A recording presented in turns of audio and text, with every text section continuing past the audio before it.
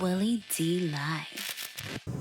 So what's your reaction when Hit 'Em Up comes out and he takes a jab at y'all? When Hit 'Em Up comes out, and you know what I'm saying, he take that jab. First, I'm like, damn, you know what I'm saying? When we see these niggas, it's definitely on. You know what I'm saying? Like, it's on. But when you that age, at the age we was at that time, you don't care. Like, you know what I'm saying? You ready for the brawl. You know what I'm saying? It is what it is. And the second thing I thought in my mind was like, wow, I think that's good promotions. You know what I'm saying? Like, he shouted our name out in the song. That's Tupac. He doing movies and all of that shit. I'm like, yeah, let's go. You know what I'm saying? I was half of me was excited. I was like, yeah, you know what I'm saying? Like, that's how you climb that ladder. You know what I'm saying? Let's go, Pop. You know what I mean? So, yeah, I wasn't really too mad at it. But shortly after that, he died. He did. He died shortly after that. Were you still mad at him? No, I wasn't even really mad at him from the beginning. You know what I'm saying? This was some hip hop shit to me. Like, you know what I mean? I didn't know him. You know what I mean? So I wasn't really mad at him. But after he died, like, did I feel like you know, like we still, you know what? Nah, I felt bad, really, to be honest with you. You know what I'm saying? Because then another black man, you know what I'm saying, lost his life. Like, you know, first, before I look at him as anything, I look at him as an artist. You know what I'm saying? And I'm like, oh shit, it's open season on artists. That's the first thing. That's what I thought. That's the first thing I'm thinking. I'm like, well, nobody don't got no respect for artists. Like, they doing this to artists? Like, it's kind of unheard of, right? In our field, it's like really rare. So when that happens, it's really happening to all of us. You know what I'm saying? As artists, that's how we feel. Man. Ooh, that was heavy. That's heavy. And, you know, I had the exact same sentiments, man, because, you know, in my mind, I'm thinking to myself, once I get out, I'm out. Mm-hmm. You know, I've escaped the hood and, you know, I did something good. I made it out. Mm-hmm. Well, when Pac got killed and then Biggie gets killed, now the signal to young black males like myself is that, well, even if you get out, you ain't safe. Mm-hmm. Even if you get out, you might still get killed. Mm-hmm. And what type of message is that to send to our youth? I mean, it hurts my heart, bro, mm-hmm. when I see these youngsters getting knocked off daily now. Yeah. Like, it ain't even monthly, yearly, it's daily. Yeah. Like, to see these youngsters get their heads knocked off after they go out there and make something of themselves. Yeah. In my mind, I'm thinking about what are the youth who are watching them thinking. They still want to be rappers. They want to get out too, and they want to aspire to greatness also. But at the same time, they got to be thinking, even if I get there, I could still get killed. I could still lose my life. And I never had those thoughts growing up. Dope. I was like, if I get out, I'm good. You know, once I get out, I'm good. Right. But right. I mean, think about it. Like, we come into the game as a way out. You understand what I'm saying? To get away from getting bodied, you know, on the block or something like that. And now you an artist. It's like, it's a target on your back. Now that you an artist, it's like, it's funny to me that after, you know, Tupac and Biggie and then maybe a few others, that you would think that, you know, the youth would be like, nah, we're not going down that path. Yeah. But it seemed like it just got worse. It's just, you know. You know why? Because they're being incentivized to act a damn fool. You know, since the advent of the internet, it's really made it terrible, you know, for people to reach for the low-hanging fruit. Like right now, like if you look at most of the musical landscape, not just with hip hop, most of it, when people go viral, when you're talking about people, it ain't even about the music. You're talking about something they did off the stage. Mm-hmm. You're talking about something they did out of this, you know, outside of the studio, or if they did something on the stage or in the studio, it's something that ain't have nothing to do with music. Right. And so, you know, when you look at it like that, man, it's just sad, bro. Like, a lot of these youngsters now, don't get me wrong, a lot of them are signing up for this. They're signing up for that lifestyle. They looking to go catch bodies, and that's something real to them. I don't understand that. Like, I don't understand how are you 20, 21, 22, 23 years old, and you have a bright future ahead of you. Can actually see the silver lining. You know what I'm saying? You see the light at the end of the tunnel, and you still go flip the switch. You know, you still flip the switch. I don't understand that piece because I like this living shit, man. This shit is cool. You know, like look. Right. Smell that. And oxygen and shit. That shit is cool, man. For real. Like, I don't understand why motherfuckers want to be, you know, like bleeding out and begging and what. Like, I don't understand that, bro. You know what I think though, because you got to think about when we was younger and people, you know, at that young age, they have this invincible gene. You feel what I'm saying? Like for instance, some of these kids that do catch the bodies and we see them in court and they get sentenced, what happens? They falling out, passing out, crying when the judge give them 50 years.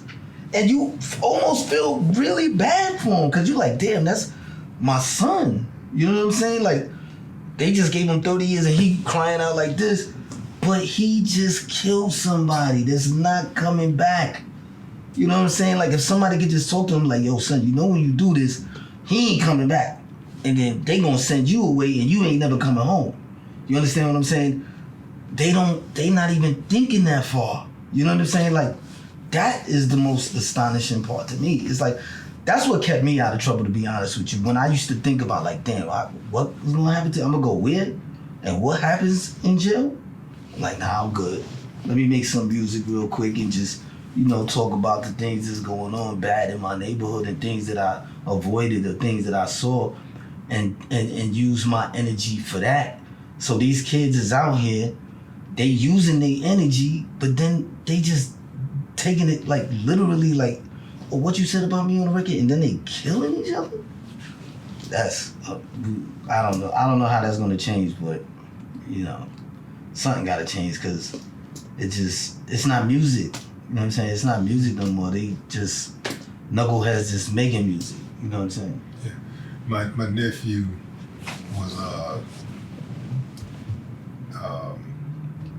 told by my niece to go and get the gun and shoot my uncle, right? Mm-hmm. So this time they're like 15. She's 16, he's 15. And this dude go and get the gun and shoot him, right? All because he caught her with some boys in the house, right? And he shot him, and then he took off. He went off into the neighborhood and tried to hide or whatever. I put a bolo on him and shit. We snatched him up real quick. Found him. We put him in the car. You know, now I got to keep, you know, my brother from taking his head off. And I'm like, man, you know, why'd you do that, bro? Like, why did you do that? And he's sitting there like a deer in headlights, like, I don't know. Like, did you think that when you shot him that your life was gonna be good? Did you think about going to jail? Did you think about? Did you think that he was gonna get up? Like he was gonna shoot him and then he was gonna fall and get back up and continue with life? What did you think? And he was like, he was just sitting there. He wouldn't talk for a long time. He wouldn't say anything. And when he realized that my brother was finna really get him, like not no regular ass whooping type. I'm talking about my brother was gonna get him. And he realized, he was like, okay, I didn't think about it. I didn't think about it because he wanted to impress his older cousin. And wait. So, your brother got shot by who? By his nephew? My uncle. Oh. My uncle got shot by my nephew. Okay, got you. Yeah. Wow. So my nephew is over my nephew was at his cousin's house, who was my niece, Mm-hmm. and the uncle, who is the brother of my niece, Mm-hmm. daddy, Mm-hmm. stops by the house, and he sees the boys running out Right. the back. Okay. So now she freaked out. Oh, he looking, I don't like him. Somebody ought to shoot him. Wow. You ought to shoot him. Wow. And he shot him. Wow. Like they really don't be thinking, man. At all. They don't think at all. And the At thing all. is that we probably are not going to be able to save them. They're gonna have to save themselves. Right. And this is what I mean by that.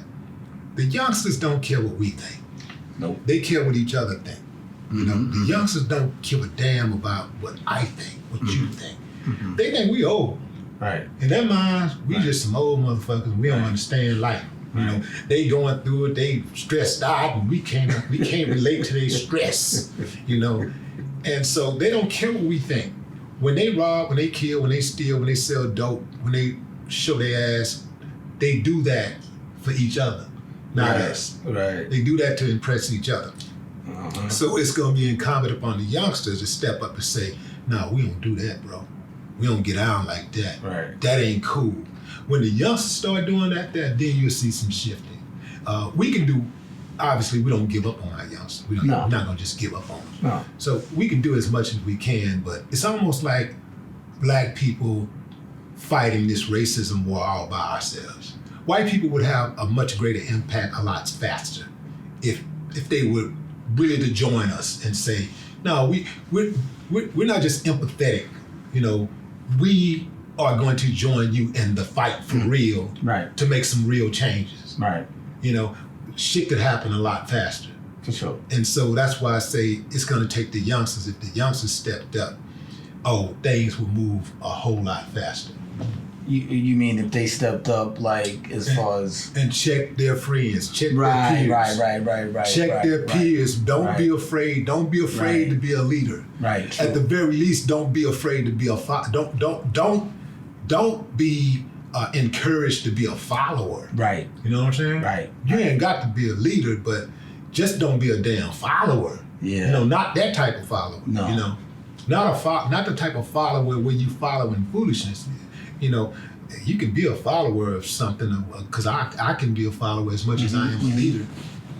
If I see a movement, I see somebody that's got their head on right, it's a good cause, or whatever, I can still be a follower. Right. But it's going to be something on something positive, something that has meaningful. Something that has life in it, not death. True indeed. We don't know who or what these kids are listening to sometimes, you know what I mean? But you're right. You got the right idea. Like maybe they'll listen to, their own, youngins, like the same age or whatever it is. But if they listening to them now, they're listening to them, but they listening to them doing the wrong shit. You're right. They absolutely listen to their peers. They listen to them. Correct. But their peers are telling them the dumb shit. Correct. They're listening to the dumb shit. But we know that if they put a record out there that's positive and telling them to do so, they not gonna play that, or it's not gonna get. They gonna shadow ban that record. You know what I'm saying? That record gonna get like 3 plays. Yeah, because they these radio consultants and execs have put a hit out on our community. Mm-hmm. They put a collective hit out on us, but the onus is on us to not fall for the okie doke though. At the end of the day, man, it's sad to say it, but we live in a see a fool, use a fool society.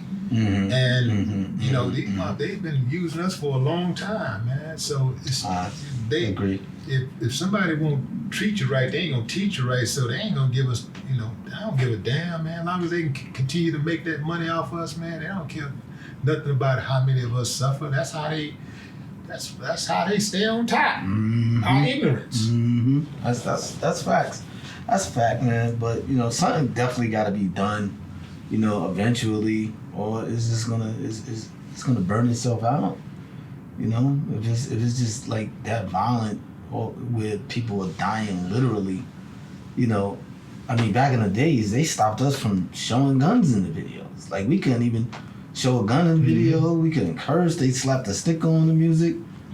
And now it's like, they just pushed all the way through that. It don't even matter, you know what I mean? Because now we got the internet. They can just do whatever, you know what I mean? And I'm not trying to place no restrictions. Trust me when I tell you, like saying nobody can't do nothing. Because I'm definitely for freedom of speech, but you know it got to be a balance with some of this stuff.